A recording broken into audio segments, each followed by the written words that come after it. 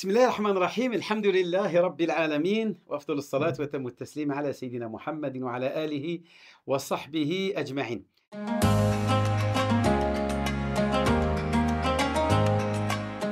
Ahibati fillah, ravi d'être encore une fois parmi vous afin d'évoquer dans votre émission Qui m'aime me suivre, réalisée par la Grande Mosquée de Paris, une énième thématique qui concerne votre croyance, votre religion qui est l'islam, dans cette belle mosquée qui est la Grande Mosquée de Paris. Aujourd'hui, nous allons soulever une interprétation, une compréhension, une exégèse liée à un verset du Coran où Allah subhanahu wa ta'ala nous explicite sa sunna, sa volonté divine, que l'on peut aussi traduire par tradition divine, dans lequel il a décrété que l'humanité ne suivrait pas tous la même voie et n'aurait pas tous les mêmes croyances. Si Dieu avait voulu, il aurait fait de vous une seule et même communauté. Dieu, dans le Coran, il évoque cette divergence, cette séparation, cette dichotomie dans les convictions religieuses entre les différents individus de la société mondiale, celle qui peuple cette planète, dans lequel il dit, في سورة الأنعام, الذين فرقوا دينهم وكانوا شيعا لست منهم في شيء إنما أمرهم إلى الله ثم ينبئهم بما كانوا يعملون.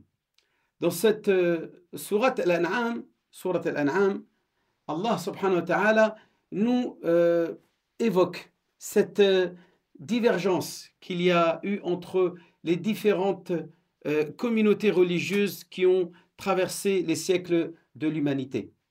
En effet, nous avons trois principales religions monothéistes qui constituent le monde, on va dire plutôt situé en Occident et au Proche-Orient, et qui représentent le monothéisme.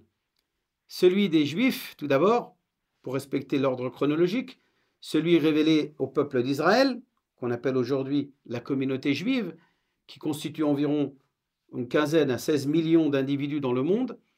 Ensuite vient la communauté chrétienne, avec toutes ses divisions, catholiques, orthodoxes, protestantes, etc., et qui constitue environ presque 2 milliards dans le monde. Et puis vient ensuite la religion musulmane, avec son milliard et demi d'individus. Dieu, dans le Coran, en fait part. Mais il est important pour un musulman de connaître ces autres religions afin de savoir se démarquer justement de ces convictions que nous considérons comme étant incompatibles avec la révélation. Tout d'abord, voyons celle des Juifs. Les Juifs, effectivement, est un peuple qui a été choisi par Dieu. Dieu, dans le Coran, le répète à maintes reprises quand il dit « Ya bani Israël », ô vous le peuple d'Israël, c'est-à-dire de Jacob, les enfants de Jacob, « Uzkuru ni'mati allati an'amtu alaykum » Rappelez-vous des bienfaits que Dieu vous a comblés. « Wa anni faddaltukum ala al-alamin » et le fait que je vous ai choisi parmi les peuples du monde. C'est donc une sélection que Dieu a faite en envoyant des prophètes à cette communauté qu'on appelle le peuple d'Israël et qui a été donc choisi pour représenter l'adoration et réaliser l'adoration d'Allah subhanahu wa ta'ala sur cette terre.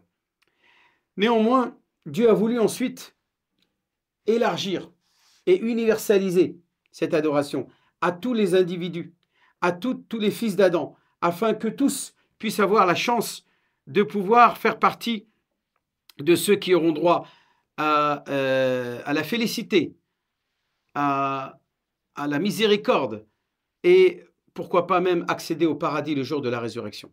Il a envoyé donc pour cela le sceau et le dernier des prophètes qui est le prophète de l'humanité. Dieu dans le Coran dit « Wama arsalnaka illa rahmatan lil alamin » Nous ne t'avons envoyé que pour être une miséricorde pour les mondes. Ce qui donc est considéré pour nous comme une erreur, c'est de penser que ces révélations n'ont été limitées que seulement pour le peuple, ce peuple juif, ce peuple d'Israël, et que le reste de l'humanité ne serait pas concerné. Sur ce point-là, nous sommes divergents, mais quand nous regardons sur le fond des convictions de cette communauté, nous constatons que leur croyance est tout à fait compatible avec la foi que Dieu a révélée à tous ses prophètes. En l'occurrence, que chaque juif, mais aussi chaque musulman, ne croit qu'en un seul et même Dieu, qui est Allah subhanahu wa ta'ala. Eux l'appellent Elohim ou d'autres expressions en langue hébreu. Mais Dieu n'est pas le prophète, n'est pas le Dieu réservé aux Arabes ou aux Hébreux ou aux Araméens ou aux Sémites, mais à toute l'humanité. Parlons donc de cette notion qu'aujourd'hui fait beaucoup de polémiques, c'est-à-dire la question de l'antisémitisme. L'antisémitisme est une question qui a traversé le XXe siècle de manière très forte, dès le début du XXe siècle avec l'affaire Dreyfus, mais avec bien avant, au XVe siècle, notamment avec le décret royal de 1492, qui décide que tous les juifs devraient soit se convertir au catholicisme ou être chassés de l'Andalousie. C'est ainsi que les séfarades, guéroches séfarades, vont être obligés de fuir l'Andalousie ou se convertir et devenir ce qu'on appelle les maranes, c'est-à-dire les maranes, ce sont des juifs convertis, mais qui, au fond d'eux-mêmes, sont restés juifs. Donc c'est cette communauté juive qui a été effectivement persécutée à travers les siècles. Ce ne sont pas les musulmans qui en sont à l'origine, mais d'abord ceux qui se revendiquaient de la communauté chrétienne, qui ont accusé cette communauté juive d'être des décides, c'est-à-dire des tueurs de Dieu, puisque eux, ils considèrent que ce sont les Juifs qui ont tué Jésus. Donc nous n'avons rien à voir avec ça. Nous pensons au contraire que la communauté juive a été un peuple opprimé et qui a été donc protégé par les sultans arabes, par les dirigeants musulmans, notamment au Maghreb.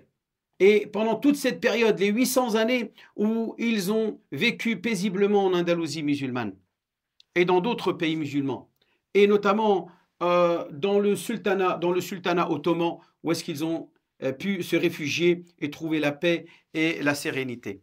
C'est dans cette région, dans ces régions-là, que donc ces peuples-là ont été persécutés. Ils ont ensuite émigré, décidé d'être une diaspora en Europe et enfin de subir la Shoah au XXe siècle, durant la Deuxième Guerre mondiale, où des millions de Juifs ont été massacrés. Ce ne sont pas des musulmans qui sont à l'origine de cela, et encore moins des Arabes. Ce sont bien des gens qui se revendiquaient de confession chrétienne. Ce ne sont pas les musulmans qui étaient à l'origine de la nuit de cristal, ou des pogroms, ou d'autres exactions commises contre cette minorité juive dans le monde, en Europe en particulier, qui ont subi tous ces massacres. Donc nous n'avons pas, nous, ce complexe qui consiste à nous sentir coupables de quoi que ce soit vis-à-vis de cette communauté, que nous respectons, à qui nous avons un respect total. Nous sommes donc sans aucun complexe prêts à nous réconcilier avec nos frères de la communauté juive, et tout simplement parce que nous avons la certitude que leurs convictions religieuses ressemblent et très proches de la nôtre, et c'est pour cela que nous leur disons shalom, assalamu alaykum wa rahmatullahi wa barakatuh, et que la paix se répande dans le monde entier.